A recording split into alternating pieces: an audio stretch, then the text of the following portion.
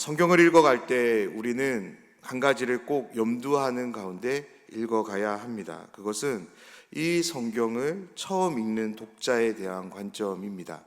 우리가 누군가를 위해 어떤 글을 쓸 때 반드시 그 대상에게 들려주고 싶은 얘기, 할 말이 있기 때문에 글을 쓰는 거죠. 다시 말해서 상대에 대한 분명한 목적이 있기 때문에 우리는 그 상대방에게 글을 씁니다. 이와 마찬가지로 우리에게 있는 이 하나님의 말씀인 성경은 창세기를 시작으로 요한계시록에 이르기까지 1차 독자, 이른바 처음 읽게 되는 독자들에게 하나님이 하시고자 하는 말씀이 있었고 그 말씀들을 기록한 것들입니다.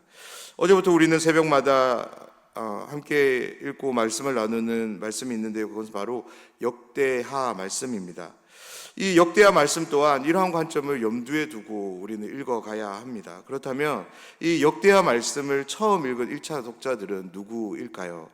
그들은 바벨론 포로에서 돌아온 이스라엘 백성들이었습니다. 우리가 설명을 드리기 앞서서 이 상황을 우리가 한번 상상해 보면 좋겠습니다. 우리 모두가 하나님의 백성으로 하나님을 예배하며 하나님이 주시는 은혜와 복 아래 평안을 누리며 살아가고 있었습니다. 그런데 어느 날 우리들이 하나님이 아닌 다른 우상을 섬기기를 시작합니다. 하나님의 계명을 지키지 않고 언약을 파기한 우리들을 하나님은 바벨론을 통해 심판하십니다. 그 심판으로 인해 하나님의 성전도 예루살렘도 다 황폐하게 되었고, 무엇보다 우리들 또한 먼 타국으로 끌려가서 포로의 생활을 살게 되었습니다. 그리고 마침내 그토록 고대하던 날이 되었는데요, 그것은 바로 하나님께서 약속으로 주신 땅, 우리의 선조들이 하나님을 섬기며 생활했던 예루살렘으로 다시 돌아오게 된 날이었죠. 그렇게 다시 예루살렘에서 약속의 땅에서 삶을 시작하게 된 우리들은 하나님으로부터 어떤 말씀을 듣기를 원할까요? 우리는 하나님으로부터 어떤 말씀을 기대하게 될까요? 무엇보다 하나님은 이렇게 다시 시작하는 우리들에게 어떤 말씀을 주시고 싶으실까요? 그렇습니다. 역대기의 말씀은 바로 이 질문에 대한 대답을 우리에게 들려줍니다. 그렇다면 하나님은 이스라엘 백성들에게 어떤 말씀을 주시기 위해서 이 역대하 말씀을 기록하게 하셨을까요? 바로 하나님의 언약과 예배입니다. 먼저 언약에 있어서 가장 두드러지게 드러나는 언약은 다윗 언약입니다. 다윗 언약의 의미는 다윗의 왕위를 영원토록 견고하게 하실 것이다 라는 그런 약속입니다. 그런 점에서 솔로몬의 왕위가 견고하고 창대하게 된 것은 그의 업적이 아닌 하나님의 일방적인 은혜의 선물입니다. 그리고 예배는 성전을 중심으로 하나님께 드리는 제사입니다.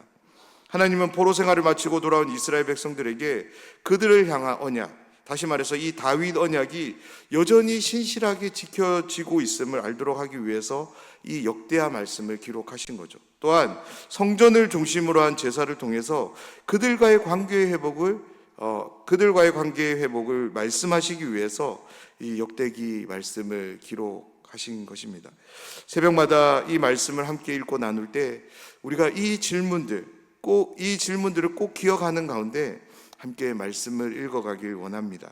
이 말씀을 통해 다윗 언약이 지금도 오늘날도 여전히 신실하게 지켜지고 있음을, 그리고 비록 지금은 가시적인 성전은 없지만 성전된 우리의 몸을 통해 하나님과의 친밀한 관계를 누리며 더 풍성한 누림을 위해 기도하는 우리 모두가 되길 간절히 소원합니다.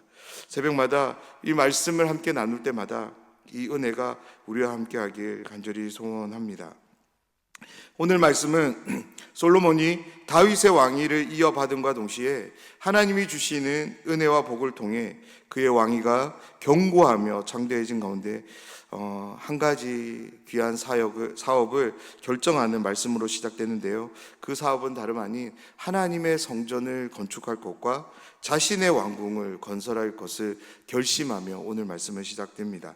우리 1절 말씀을 보면 솔로몬이 여호와의 이름을 위하여 성전을 건축하고 자기 왕위를 위하여 궁궐 건축하기를 결심하니라. 아멘.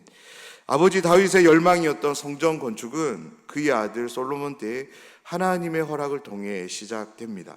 말씀을 보면 솔로몬은 이 성전을 건축하는 이유를 분명히 밝히는데요, 바로 여호와의 이름을 위해 이 성전을 건축할 것이다 라고 말씀합니다.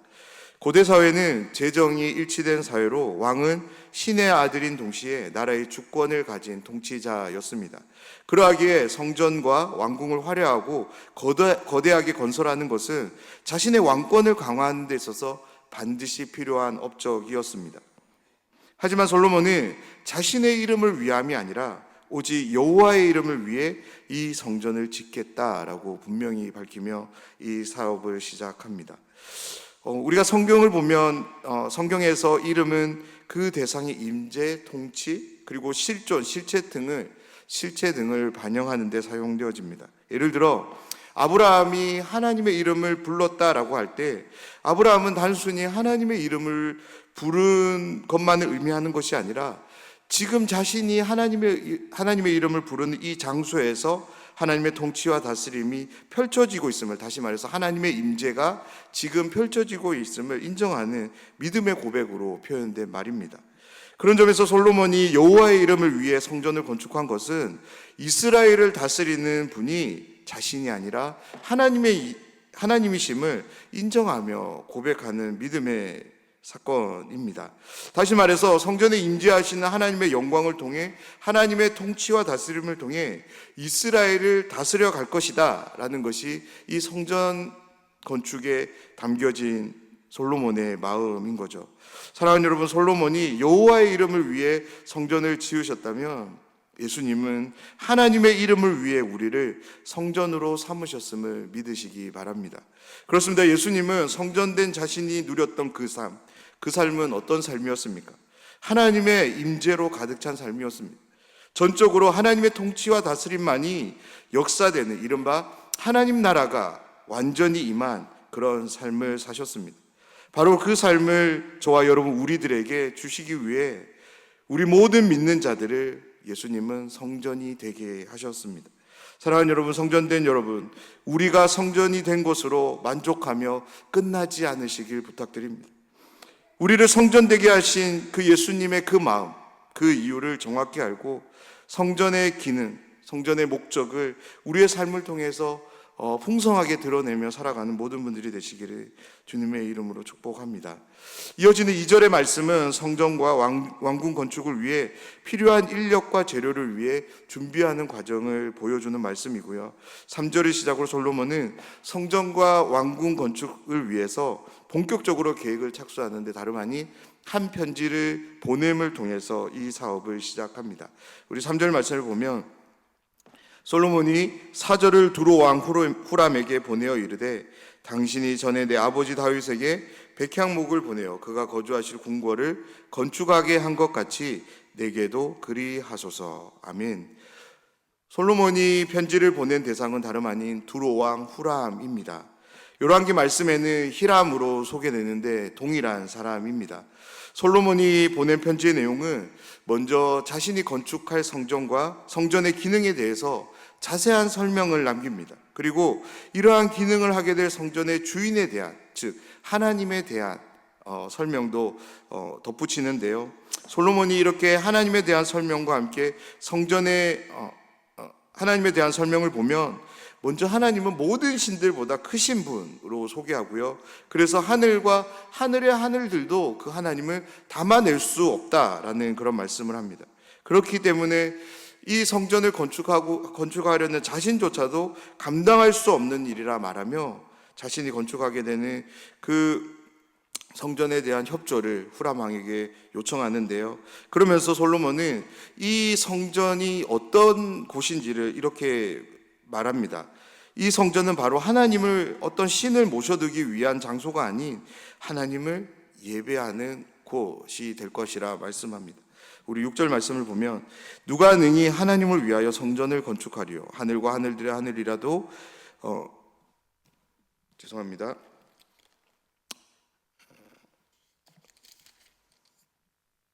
하늘이라도 주를 용납하지 못하겠거늘 내가 누구이게 어찌 능히 그를 위하여 성전을 건축하리요 그 앞에 분향하려 할 따름이니라. 아멘. 말씀을 보면 솔로몬은 후람에게 성전에 대한 기능과 함께 하나님이 어떤 분이신가를 자세하게 소개합니다.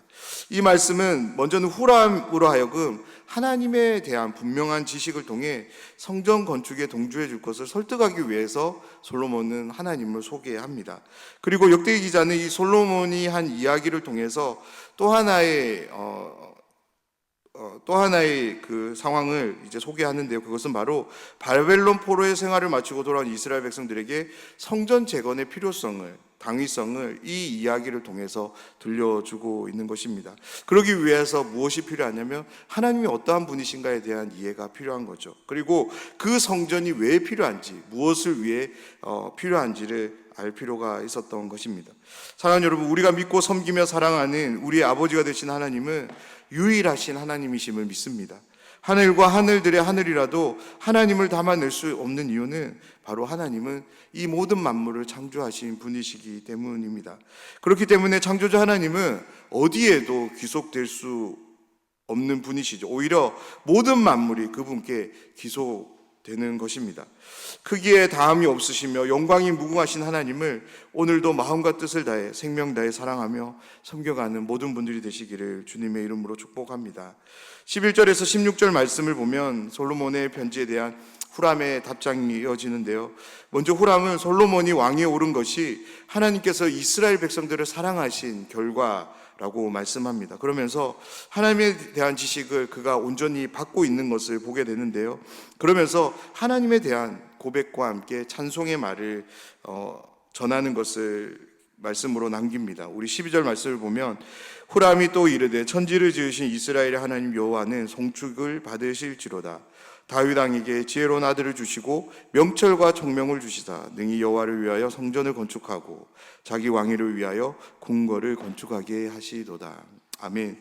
저는 후람의 이 고백의 말을 보면서 설교문을 계속적으로 적어갈 수 없었는데요. 왜냐하면 이방 왕임에도 불구하고 하나님에 대한 그의 고백이 너무나도 참된 고백으로 기록되고 있었기 때문입니다.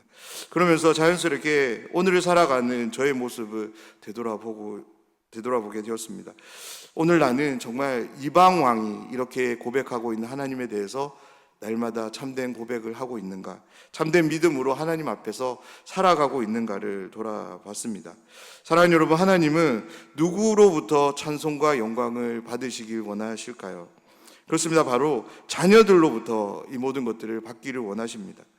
하나님의 시선이 늘 함께하고 있는 하나님의 백성들로부터, 하나님의 자녀들로부터 하나님은 찬송을 받으시길 원하시고 영광을 받으시길 원하시고 무엇보다 사랑의 고백을 받기를 원하십니다.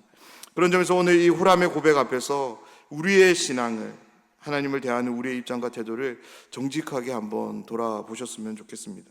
지금 나는 하나님에 대한 바른 이해와 지식, 믿음이 있습니까? 그리고 그러한 이해와 지식, 믿음을 생각으로만 간직하고 살아가고 있지는 않으신가요? 오늘을 시작으로 우리의 입술에서 우리의 삶으로 창조자 하나님을, 특별히 언약의 신실함을 보이시는 하나님을 찬송하며 영광을 돌리며 믿음으로 살아가는 모든 분들이 되시기를 주님의 이름으로 축복합니다.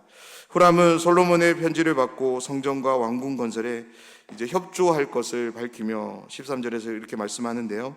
내가 이제 재주 있고 총명한 사람을 보내오니 전에 내 아버지 후람에게 속하였던 자라.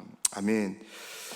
이제 후람이 솔로몬에게 한 사람을 보내는데요. 그 사람이 이스라엘과 무관한 사람이 아님을 소개하면서 그가 솔로몬이 시행하고자 하는 이 건축에 적합한 자임을 소개하고 다윗에게 속한 그 사람들과 함께 사업을 이룰 것이라 말씀하며, 특별히 17절에서 18절의 말씀을 통해 솔로몬의 인구조사를 통해서 그 주의 건축에 참여할 자들을 선별하는 말씀으로 오늘 말씀은 마칩니다.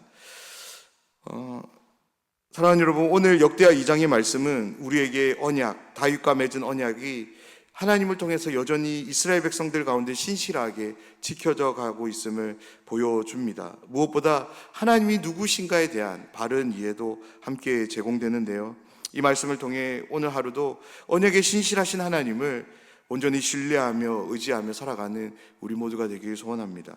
무엇보다 성전의 기능과 목적을 바르게 이해하며, 그래서 아무리 바쁘고 고단한 삶이 우리의 일상 가운데 수시로 주어진다 할지라도 우리의 몸이 성전인 것을 늘 기억하며 성전의 기능과 목적을 늘 분명하게 드러내며 살아가는 우리 모두가 되면 좋겠습니다. 그로 인해 하나님과의 바른 관계를 통해서 하나님이 주시는 은혜와 복 아래 영생의 복락을 날마다 받아 누리며 살아가는 모든 분들이 되시기를 주님의 이름으로 축원합니다.